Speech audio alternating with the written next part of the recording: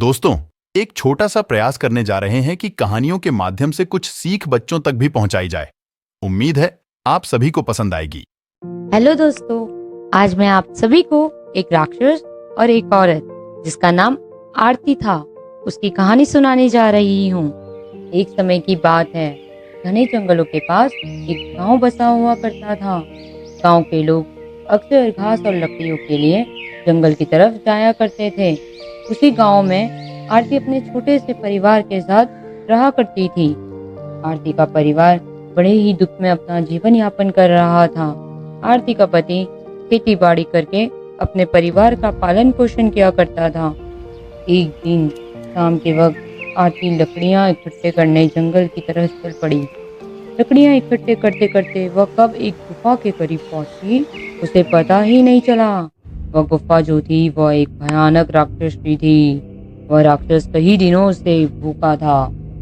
आरती की शरीर की महक उस राक्षस ने सूंघ ली और उसकी नींद खुल गई। वह धीरे धीरे गुफा से बाहर आने लगा। बाहर आरती को देख वह बड़ा ही खुश हुआ। मन ही मन सोचने लगा, आज तो बड़ा ही स्वादिष्ट भोजन मिला है। देर से ही सही पर बड़ा ही लजीज भोजन मिला है। मानव का भोजन करूंगा आज।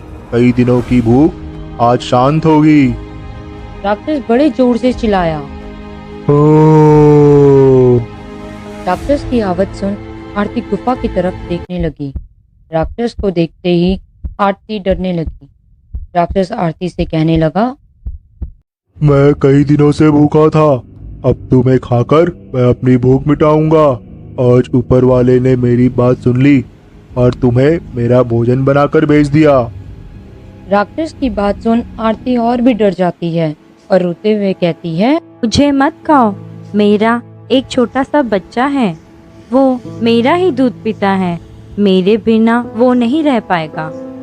आरती की बात सुन राक्षस जोर जोर से हंसने लगा और बोला, हा हा हा हा हा हा हा हा। तो तुम चाहती हो कि मैं भूखा ही रह जाऊं, कुछ भी ना खाऊं, इतना अच्छा मौका अपने हाथ से जाने दूं? आरती ने एक बार फिर हिम्मत जुटाकर कहा, मैं आपसे विनती करती हूँ कि मुझे आज जाने दो। मैं 2 दिन बाद वापस आ जाऊंगी। मेरे पति भी आज घर पर नहीं हैं। वे कल वापस घर लौट आएंगे। तब मैं अपना बच्चा उनके पास छोड़ अगली सुबह तुम्हारे पास आ जाऊंगी। तब तुम मुझे खाकर अपनी भूख मिटा देना। राक्षस गुस्से से बोला, नहीं नहीं, मैं अपनी भूख और बर्दाश्त नहीं कर सकता हूँ। मैं तुम्हारा भरोसा कैसे करूँ? तुम नहीं आई तो?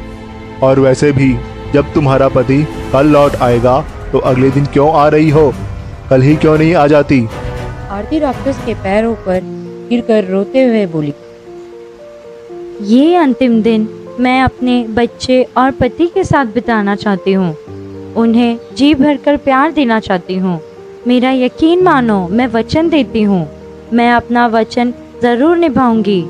जहाँ आपने इतने दिन भूख में बिता दिए, वहीं 2 दिन और सही।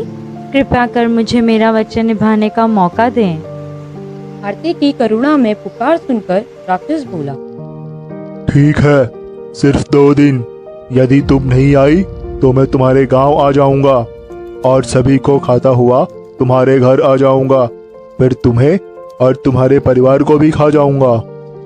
आरती राक्षस को धन्यवाद देकर अपने घर की तरफ चली जाती है। अगली सुबह आरती अपने पति को राक्षस वाली सारी बात बता देती है।